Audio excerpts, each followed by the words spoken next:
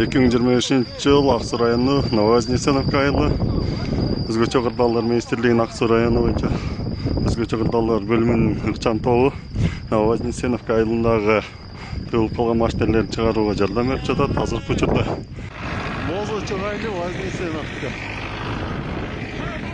жолду тазалапмы? Тегерек четтеги машинелерди чыгарылып жатат. Тияктан да машинелер калып калган машинелер чыгарылып атат.